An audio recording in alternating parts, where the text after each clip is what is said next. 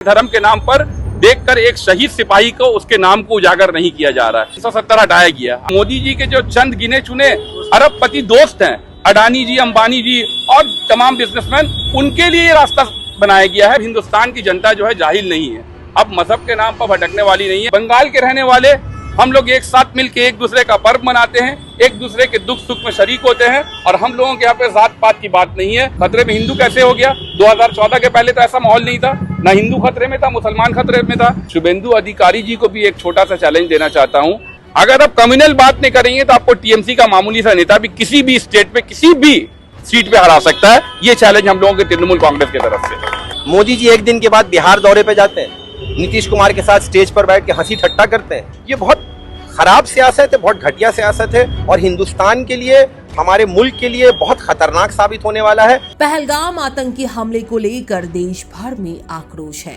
हर कोना, हर गली शहीदों के न्याय के लिए आवाज उठा रही है।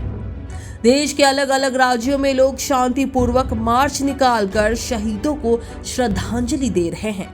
इसी क्रम में कोलकाता के वार्ड नंबर 135 से West Bengal state Trinamool minority committee द्वारा एक कैंडल मार्च का आयोजन किया गया।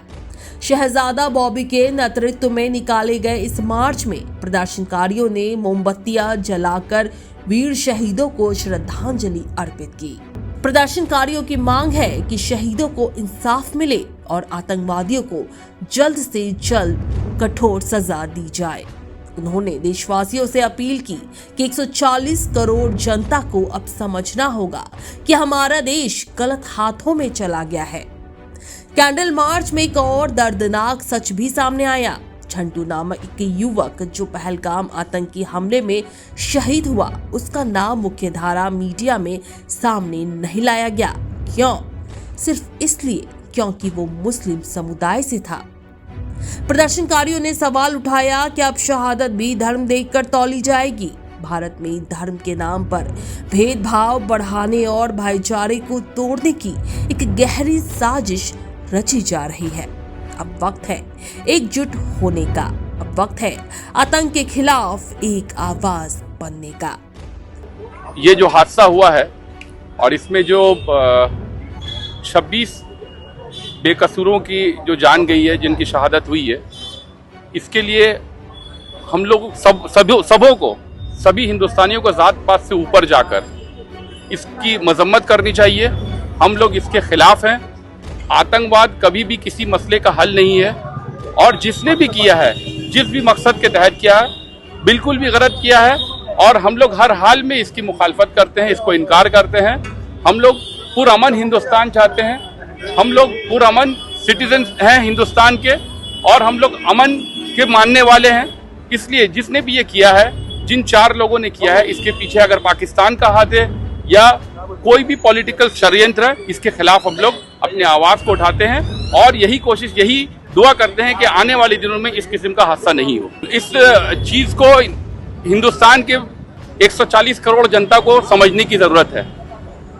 ये मुझे बोलने की जरूरत नहीं है। जिस तरह से मीडिया में दिखाया गया, जब किसी मुल्क में इस किस्म का आतंकी हमला होता है तो वहां के मुखिया को चाहिए कि अपनी सेना को लेकर बैठ के बात करें, अपने मुल्क के तमाम अदर्स पार्टी को लेकर एक मीटिंग, सीरियस मीटिंग बुलाएं, उस पर डिस्कस करें, ना कि इलेक्शन का कैंपेन दूसरे किसी स्टेट में जाकर करें। जिस भाषण का इस्तेमाल किया नरेंद्र मोदी जी ने, जिस तरह से उन्होंने जनता को अपने, जैसे 2014 से जनता को सिर्फ अपने अल्फाज से खुश करते चले आ रहे हैं, जनता को जिस तरह से उन्होंने बताया कि ऐसा करेंगे वैसा करेंगे, वो अपनी सेना को कहने की जरूरत थी और कुछ कड़ा स्टेप लेने की जरूरत थी।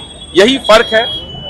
हम लोगों को समझना है, 140 करोड़ हिंदुस्तान के सिटीजन को समझना है कि हम लोगों को सियासत से ऊपर जाना है और इस तरह के हादसा से बचने की कोशिश करना है। देखिए, हम लोग तो 2014 से ही कह रहे हैं कि देश जो है गलत हाथ पे चला गया है और जिस तरह से पिछले 2014 से लेकर 2025 आज आ गया है, जिस तरह से मोदी जी ने जैसा जैसा फैसला लिया है, हम तो पहले से मानते थे, अब वो लोग भी मानना शुरू कर देंगे जिन्होंने बीजेपी को वोट किया था।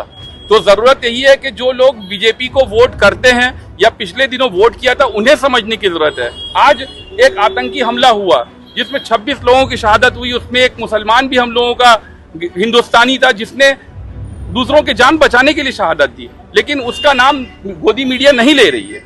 ये क्या हो रहा है? ये सियासती हो रहा है, देश में जात पात के नाम पर, धर्म के नाम पर एक दूसरे के लड़ाने के लिए।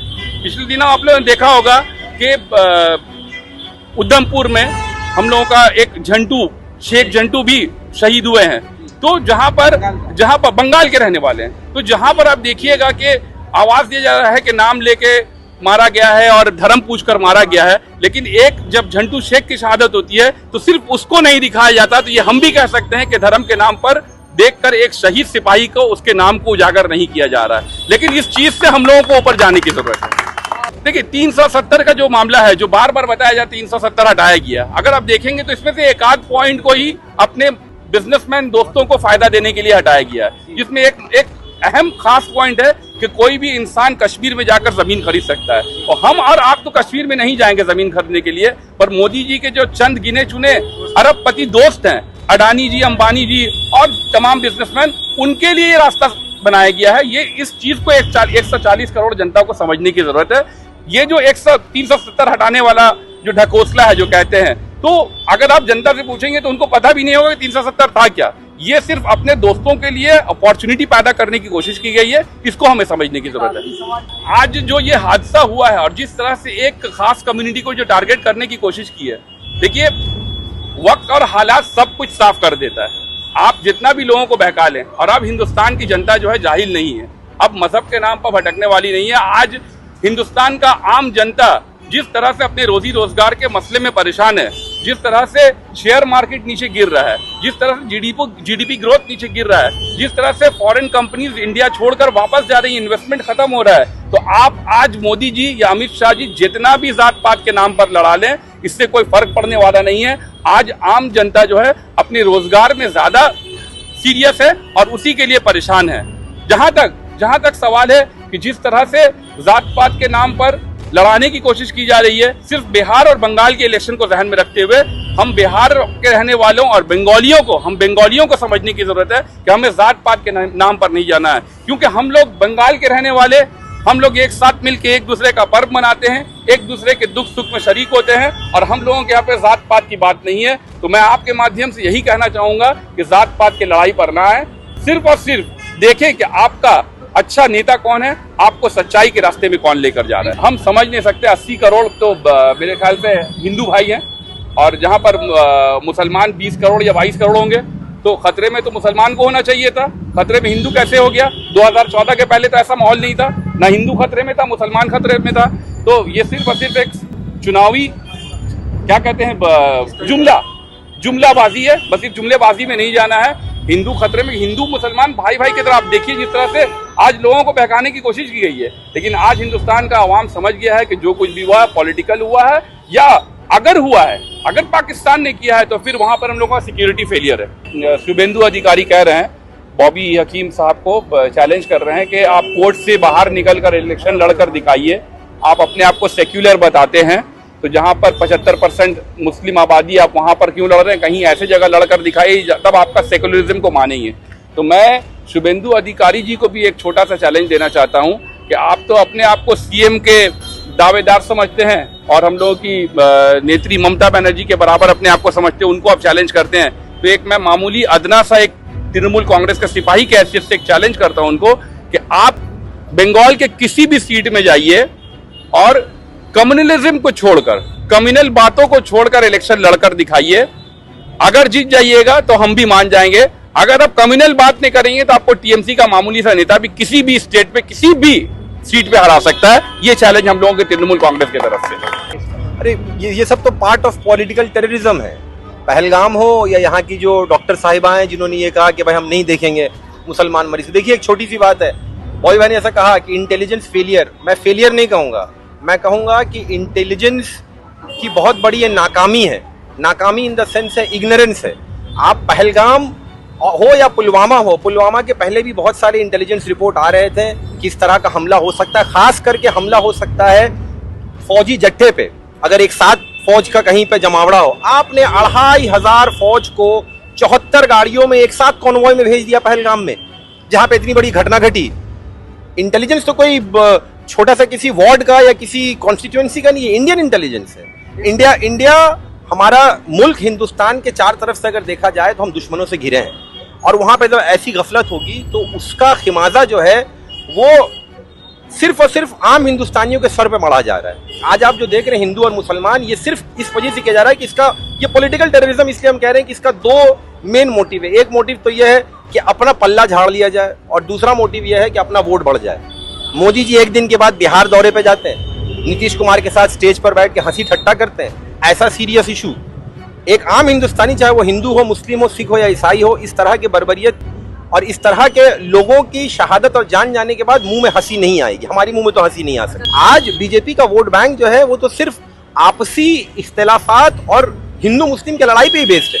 आप शुरू से अगर देखा जाए कि ऐसे ऐसे बिल पास हो रहे, 370 हो या वक्फ हो, अमेंडमेंट, ट्रिपल तलाक हो, मुसलमानों के लिए बिल पास करके ऐसे हिंदुओं को खुश करना जो कि अंधभक्त और व्हाट्सएप यूनिवर्सिटी के उससे तैयार हो चुके हैं। आम हिंदुस्तानियों का ऐसा रुझान नहीं है। आप फेसबुक पे ये सब देख रहे हैं और अगर आप रास्ते पे जाएंगे और लोगों से मिलेंगे तो ये इख्तलाफात जो है इसको फैलाकर चंद लोगों को, मुट्ठी भर लोगों को खुश कर सत्ता बनाई जाए, बस इसका पूरा प्लानिंग है। और इस बार भी जो हुआ है, ये जो हुआ है इसके बारे में पता चलेगा आपको।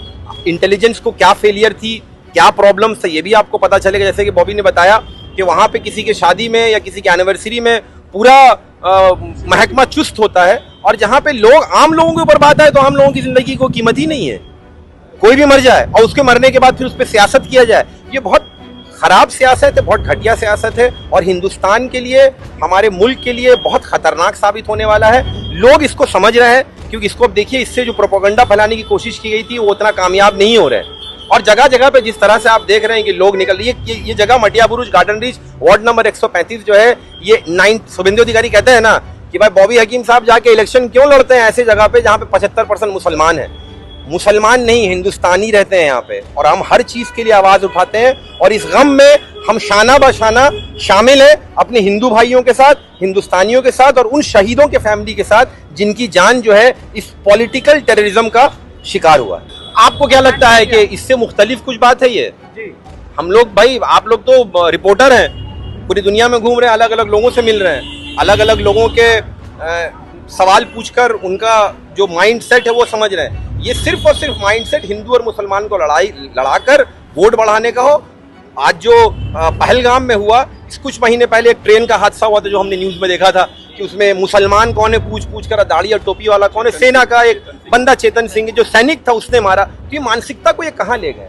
इंसान के माइंडसेट को, इस नफरत के बाजार को कितना इन्होंने गर्म कर दिया है 2014 के बाद कि लोगों का मजहब और लोगों का रिलीजन पूछ के गोली मारा जा रहा है और फिर उससे बाद जो है अपनी सियासी रोटी सेकी जा रही है। तो लोगों को समझने की जरूरत है कि दिन के आखिर में हम सब भाई भाई हैं, हम सब हिंदुस्तानी हैं, हम सब एक इंडियन हैं। जिद्दोजहद सबको करना है, बाल बच्चों के लिए, घर के लिए रोटी सबको कमाना है। इन चीज़ों पे ध्यान ना दें और देश के हित में काम करके देश को आगे ले जाने की कोशिश करें और एक ऐसे पार्टी को अपने बीच में लाएं जो पार्टी मजहब से बरख, मजहब से ऊपर सोचता हो, हिंदुस्तानियों के बारे में एक जैसा सोचता हो और सबका साथ और सबका विकास सही मानों में जो करता हो। कश्मीर में जो बर्बरियत का जो लंगा नाच हुआ है, जिसके लिए आज हम लोग अपने यूथ लीडर बॉबी शहजादा की सरपरस्ती में जो कैंडल मार्च निकाला, हम लोग यही बताना चाह रहे हैं कि ये एक साजिश है। जो पुलवामा में हुआ था, बाद में लोगों को समझ में आया कि जो मोदी जी 2014 से 2024 तक नहीं कर सके हिंदू मुसलमान का लड़ाई, आहिस्ता आहिस्ता ये लोग 4 रोज़ में पूरा हिंदुस्तान को करीब करीब हिंदू मुसलमान के लड़ाई के करीब ला चुका है। आज देखिए ना, कहा जा रहा है कि नाम पूछ के मारा गया, तो वो लोग जरूर मुसलमान थे, लेकिन जो मुसलमान निहत्ते और कमज़ोर लोगों का सर उड़ा रहे हैं या सीने पे गोली मार रहे हैं, वो कतई मुसलमान नहीं, वो यजीदी मुसलमान हैं। और जो लोग बचा रहे हैं वो भी मुसलमान हैं। एक आदिल है, एक करामत है, कोई भी बचा रहा है, घोड़े वाला लोग, सब मुसलमान है। वो लोग हुसैनी मुसलमान है। उन लोग को पर्दा में क्यों रखा गया? उन लोग को भी मंजर आम पे लाना चाहिए कि जो अगर मारा है वो शैतानी सिफत वाला, तो इंसानी सिफत वाला बचाना भी तो आया है। इसी तरह जोश मलियाबादी ने कहा था कि हिंदू हूँ ना जोश मुसलमान हूँ, सच शुक्र जुल्मत हूँ ना तूफान हूँ, आब गुल हिंद से है और हिंदू हूँ, नस्ल आदम से हूँ और इंसान हूँ। तो इंसानियत का सबूत आपको देना होगा। आज मोदी जी जो सियासत कर रहे हैं वो साफ समझ में आ रहा है। हिंदू बुद्धिजीवी जो है, हिंदू कौम के जो बुद्धिजीवी हैं लोग, उन लोगों को गौर करना चाहिए कि आज गुजरात का इलेक्शन और बंगाल का इलेक्शन और बिहार का इलेक्शन करीब है, जितने मोदी जी का पैर फिसलता नजर आ रहा है, और वो चाहते हैं कि इन शहीदों का खून से वो अपने मंच को संगार के रखें और लाइफ टाइम पीएम बनना चाहते हैं, लाइफ टाइम के लिए पीएम बनना चाहते हैं। यही उनकी मानसिकता है और लोगों को समझने की कोशिश है। आप लोग को यही पैगाम देना है। Bureau report, super news 24।